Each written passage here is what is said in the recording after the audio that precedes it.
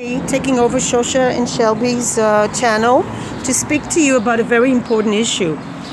A recent Israeli research team checked how the brain of the parent affects the development of pain in children, which means that certain brain paths help a parent be more sensitive to a child at the beginning of life, which affects the way the children are able to be sensitive to their own sensations. The way parents react to children is very important in developing their sense of well-being. And in order to prevent mental disturbances in the future, such as psychosomatic pains, where children develop headaches, stomach pains, for no apparent physical reasons, but it's emotional mostly.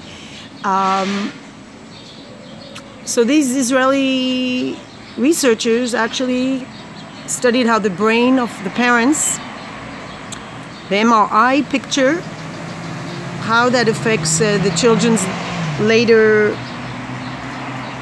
developing sensitivity to their body sensations and being aware when they have pain, when they don't have pain, which is called psychosomatic symptoms, which are symptoms that you cannot explain because of physical reasons. I was thinking about sensitivity, and I was thinking about how there's so many cultural and social, environmental factors that are just missing in this research, that I don't understand what the point of the research is, because I don't want to be negative, but in a society that shows incredible insensitivity to pain in the way that I feel, my own family, I could never ever say, look, I'm feeling bad, look, I'm feeling this. And I don't know if it's a cultural thing only, or it's a human thing. I mean, we have animals, because animals are incredibly sensitive to pain. Cats and dogs especially. If you're not feeling well, your cat or dog will come over and they feel that you're not feeling well. Now, when you grow up, when babies are very, very small and their parents don't react to them, they don't come over and react to their crying, to their needs, then the child develops a sort of frustration, I would say.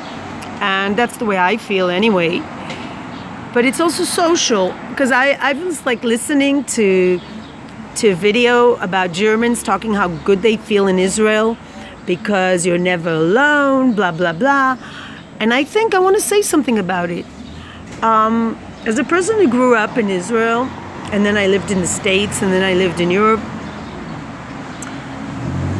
I always thought, I had this bias that Jewish mothers, the Israeli mothers, are so much more sensitive to their children.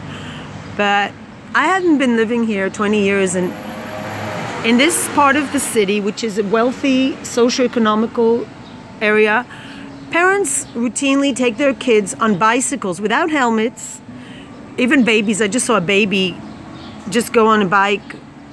The parents put them on the bike. And I'm just thinking, what is going through the mind of a parent who takes a child on a bicycle without a helmet, a speeding electrical bicycle on a very narrow sidewalk, and it's not the best sidewalks here, risking their lives, risking them falling without a helmet.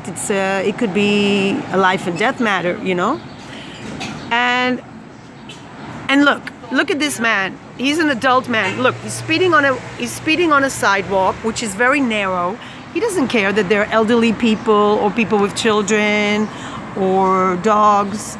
Look, this man just walked by, right? He could have hit him. He doesn't really care. How do you become insensitive to other people? Or I saw an ambulance speeding by, and the ambulance was trying to go through the traffic, and nobody let the ambulance through. In the ambulance was a person who needed to go to the hospital, but nobody let the ambulance go through.